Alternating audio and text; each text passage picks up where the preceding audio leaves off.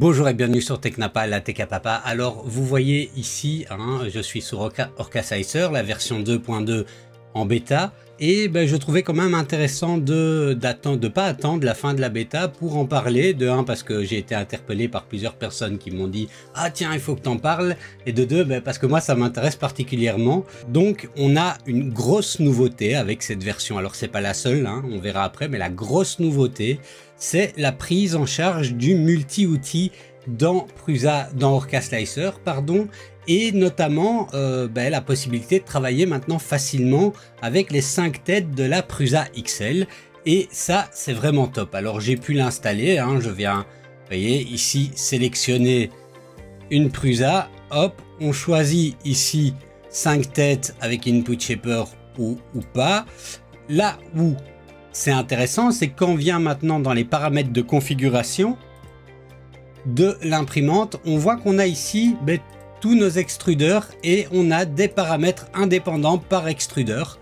Donc on vient régler si on veut, imaginons qu'on a des extrudeurs avec des bus de 0,4 et puis des extrudeurs avec des bus de 0,6, on vient le régler là.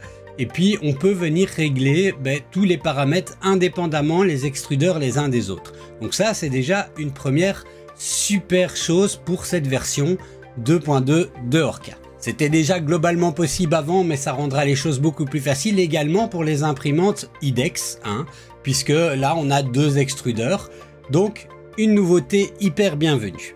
Point à noter, c'est que outre imprimer en multicouleur, ça permet également d'imprimer avec des caractéristiques différentes en fonction des lignes, donc on pourra avoir des largeurs et des hauteurs de lignes différentes en utilisant plusieurs extrudeurs. Enfin voilà, on peut vraiment aller loin, on est au-delà de ce qu'on peut faire avec le multicouleur via un extrudeur qu'on a de chez Bamboo par exemple.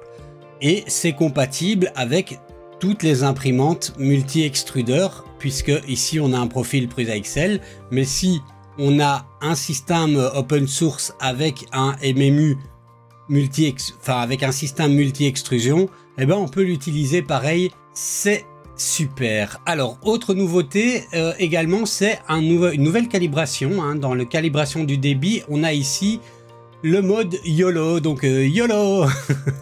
Ouais, désolé, je pouvais pas m'empêcher. Donc, et on a 2 possibilités, la version globale et la version pour les perfectionnistes. Bon, alors qu'est-ce que permet cette calibration YOLO?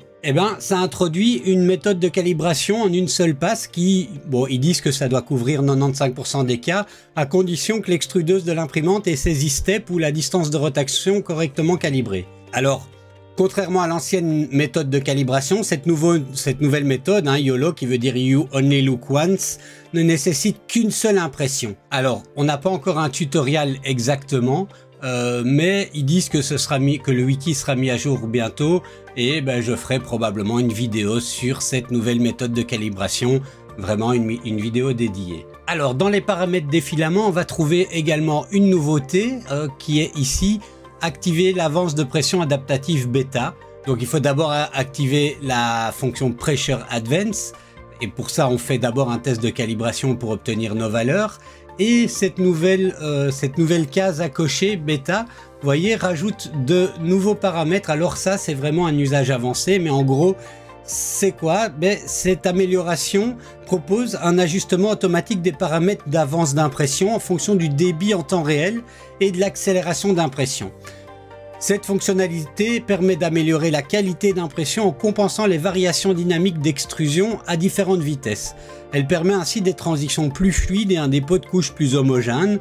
L'avance de pression adaptative améliore également les impressions en ajustant la pression dans la buse de manière plus dynamique, réduisant ainsi les défauts comme les amas ou les écarts. Donc voilà, alors là je vous avoue que je lis ce qui est dans le patch note, mais en gros c'est une fonction qui permet aux utilisateurs les plus avancés d'aller encore plus loin dans le réglage de ce paramètre de calibration. Alors une autre nouveauté qui prennent de Cura, c'est l'interverrouillage des matériaux. Alors pour vous expliquer ça, je vais prendre ici le modèle. Il faut savoir que, alors ici j'ai du PLA et du TPU. Si on veut venir imbriquer les deux, hein, imaginons qu'on veuille faire, je sais pas moi, une pince, hein, c'est le modèle qui donne dans Cura, une pince qui serait en PLA et avec les dents en TPU. Ben, le plus simple en fait c'est de le faire en 2 pièces et de venir les coller ou les lier avec un système de glissière. Mais imprimer en un bloc, c'est un peu compliqué puisque la liaison intercouche entre 2 types de matériaux peut ne pas trop se faire. Et donc, c'est là que le Cura avait introduit l'interverrouillage des matériaux qui permettait, grâce à un système d'imbrication les unes dans les autres, de faire en sorte que ça tienne et que ce soit solide. C'était pas encore possible sur Orca, c'est désormais possible maintenant. Alors, je vous montre une image. Donc ceci c'est sur Cura, hein, le principe, la petite pince qu'ils utilisent avec un filament et du TPU au milieu. Et en fait on voit à l'intérieur que au lieu d'être simplement des couches qui viennent se rajouter, on a un système comme ceci de petites grilles qui vient faire en sorte que ça s'imbrique véritablement et que ça se bloque. Et qui permet dès lors la combinaison de matériaux. Donc c'est cette fonction-là qui a été rajoutée dans Orca Slicer. Et pour que vous puissiez mieux comprendre ceci, donc imaginez, voilà, j'ai deux pièces, un cylindre et un bloc. Le bloc est en PLA, le cylindre est en TPU. Si je ne viens pas activer la nouvelle option et que je découpe, vous voyez, je vais avoir ceci. C'est-à-dire du PLA, du TPU, et ça tiendra pas bien, hein, parce que les deux matériaux, la liaison intercouche se fera pas très bien à ce niveau-ci. Grâce à cette nouvelle option qu'on va trouver dans un onglet multimatériel, utiliser l'emboîtement des poutres. On peut venir régler ici quelques options. Si je fais la découpe, vous voyez que j'ai maintenant une autre manière de s'imbriquer qui va permettre justement cette liaison. Enfin, il n'y aura pas une véritable liaison intercouche qui se fera en fonction des matériaux, mais le pattern ici fait que ce sera vraiment solide et que ça tiendra bien. Voilà, en gros, hein, pour résumer, cette nouvelle fonctionnalité. Bon, alors, autre nouveauté ici qui est un petit peu marginale, j'ai envie de dire, c'est qu'il y a un meilleur support pour les dispositifs multimatériels avec coupe de filament. Par exemple, le RCF version 2 et puis tous les autres MMU avec un cutter comme le Filametrix.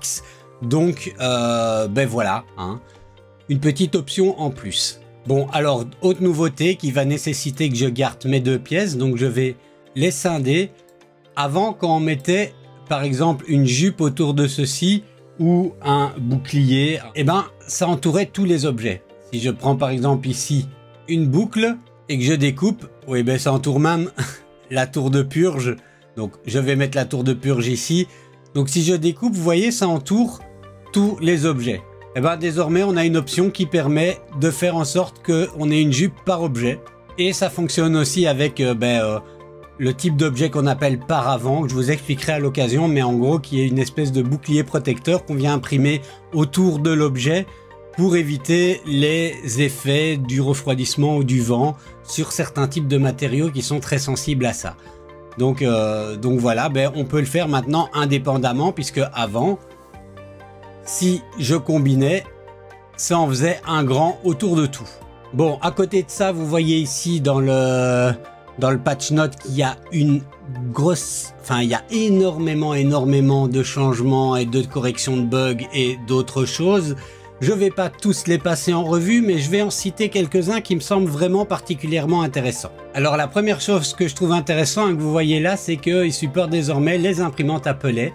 Alors voilà, hein, moi j'ai jamais utilisé ça, mais si vous utilisez ça, c'est intéressant pour vous de savoir que désormais Orca Slicer le gère. On a également une amélioration des profils pour les imprimantes Kiddy, ça je trouve ça pas mal. Alors ici, une nouveauté, et c'est quelque chose qu'on trouve dans beaucoup de logiciels, mais désormais c'est là, tant qu'on n'a pas sauvé notre fichier, vous voyez ici Orca YOLO Flow Calibration, hein, parce que je n'ai fait qu'effacer les objets, on a désormais une petite astérisque qui nous indique que le fichier n'est pas sauvé. Si je viens le sauver là, n'importe où, hop, la petite astérix a disparu. Alors là, il me semblait que c'était déjà le cas avant, mais bon, il signale qu'il y a des nouvelles configurations pour les nouvelles machines de chez Artillery. Je suppose donc que c'est la X4 Pro et la X4 Plus, ou peut-être juste la X4 Plus. Bon, voilà, je pensais que c'était le cas avant, c'était pas le cas. Manifestement, ils ont rajouté ça. Alors au niveau de FlashForge, on a également beaucoup d'améliorations au niveau des configs et notamment en ce qui concerne la hauteur de couche et les types de bus disponibles. Alors parmi les types de filaments, on a un nouveau type disponible, SBS, donc c'est styrane, butadiene, styrane.